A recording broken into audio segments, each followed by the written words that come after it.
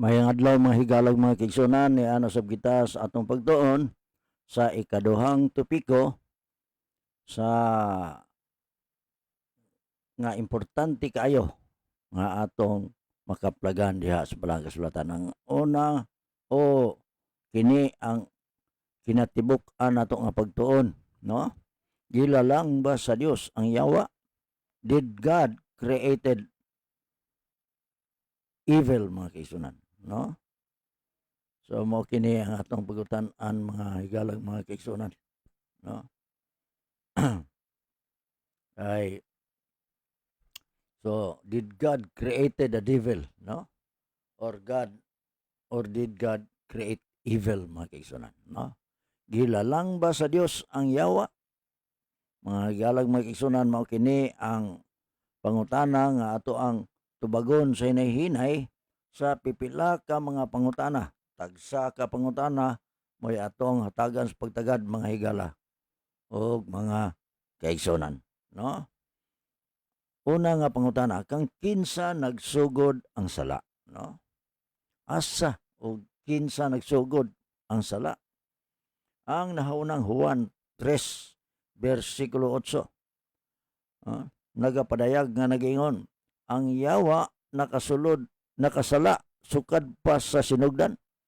Kini nga pagkasulti mga higalang mga kaigsunan.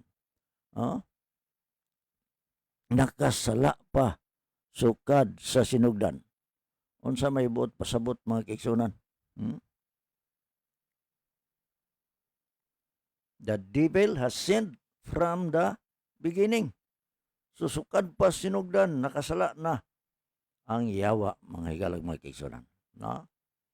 Ang ikaduha nga teksto nga ato ang pagabasahon ni ini nga maong adlaw nagaingon dinhi sa pinadayag 12 bersikulo 9, kanang halas sa karaan nga gitawag nga yawa og Satanas.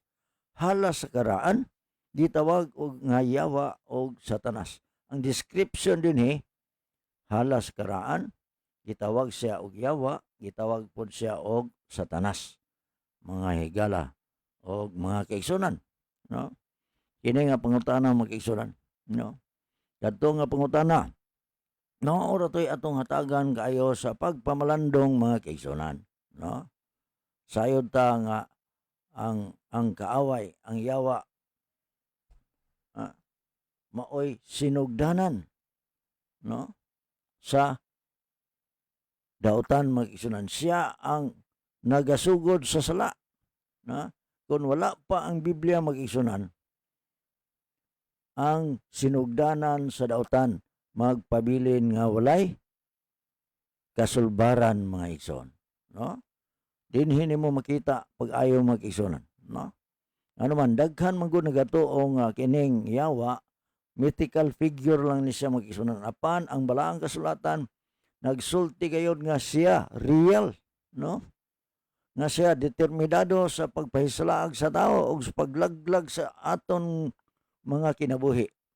Unya, ato ni baluan mag-isunan, he is indeed brilliant apan cruel nga mastermind mga kaigsunan. Nag-entrap siya og mga individuals, mga pamilya, mga simbahan og nga bisan ang entero mga nasod og iyang gipa daghan ang mga kasakitan ni ining kalibutan na ang mga kagul-anan mag-isunan. Ang balaang kasulatan, kahibulungan nga mga kamatuoran mag-isunan, naga pamatuod o nag-reveal mag-isunan nining usa ka prinsipe mag-isunan sa kangit-ngit. O sa unsang paagi nato kini ma-overcome mga higalag mga kaigsunan. Baliko nato sa ato ang gibasa nga pangutana mga higalang mga kaigsunan, kang kinsa nagsugod ang sala? Ang yawa nakasala sukad pa sa sinugdan. Kanang halas nga karaan sa karaan nga gitawag nga yawa og Satanas. Pinadayag 12 bersikulo 9. Mga higalag mga igsoon, mao kini ang unang pangutana nga ato ang sa atong pagtuon sa topiko nga naguluhan mga kaigsunan. Gilalang ba sa Dios ang yawa. Niining maong adlaw atong dakong kalipay ang kahigayunan sa pagsugod na usab sa pagtuon ni ikaduhang topiko sa ato ang pagtuon sa balaang kasulatan mag-isunan. Gilalang ba sa Dios ang yawa? Daghan kay salamat sa inyo ang pag-uban. Labi na gyud sa atong live stream ang nahinaot ako nga ang Dios magapanalangin kaninyong tanan.